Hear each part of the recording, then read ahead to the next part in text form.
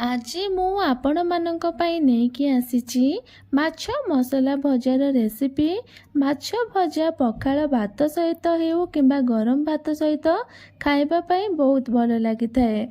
जदि मो वीडियो आपन को भल लागिबो तो लाइक शेयर सब्सक्राइब करने को जमारू भूलिबेनी।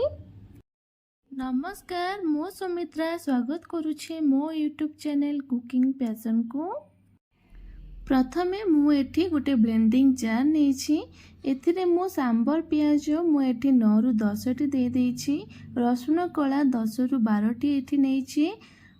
अदा गोटे छोटो पीस नेछि। जीरा गोटे चम्मच मु एठी नेछि। धला सोरिष गोटे चम्मच, गोलमरीच 15 रु 20 टी नेछि। सुखिला लंका 3 टी मु एठी दे देछि। अल्प पानी देकी आमे को भल भाबरे ग्राइंड कर दबा। एबे आमे ए पेस्ट को गोटे बाउल रे बाहर कर देबा। एबे मु एथिरे 1.5 लंका गुंड मु एथिरे दे देबे। हळदी गुंड गोटे चम्मच, गरम मसला गुंड गोटे चम्मच, स्वाद अनुसार आमे गोटे चम्मच लूण दे देबा। धनिया पाउडर गोटे चम्मच मु एथिरे दे देबे। गोटे चम्मच कॉर्नफ्लावर पाउडर आमे एथिरे दे देबा। आ आको भल भाबरे मिक्स कर देबा।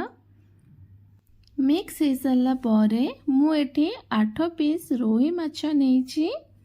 आको आमे एथरे दे देबा। आ भल भाबरे आको आमे मिक्स कर देबा। भल भाबरे मिक्स कर सारा पर आमे आको 30 मिनिट पई रेस्ट करबा पई छाडी देबा। एबे मु गोटे पैन नै जाइछि। पैन गरम हो सारा पर मु एथिरे सोरिष तेल देछि। सोरिष तेल रे माछ फ्राई कले तार टेस्ट बहुत भलो आसी थाए। एबे मैरिनेट करके रखिथिबा माछ गुडी को गोटे गोटे करी तावा रे आमे देई देबा। आको आमे 3 रु 4 मिनिट पर्यंत भलो भाबरे फ्राई करिबा।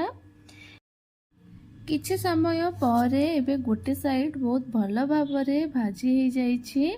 एबे हम सब गुडी को उल्टे देबा। पुणी थरे 3 रु 4 मिनिट पर्यंत आमे आको गोटे साइड भाजीबा। देखंतु एबे भल भाबरे माछ गुडी को भाजी हो जाइछि। एबे आमे गोटे गोटे करी बाहर करि नेबा गोटे प्लेट को। आपण माने भी एही रेसिपीटी को घरे निश्चय ट्राई करंतु। केमिति लागिला कमेंट द्वारा जणांतु। रहुछि, नमस्कार।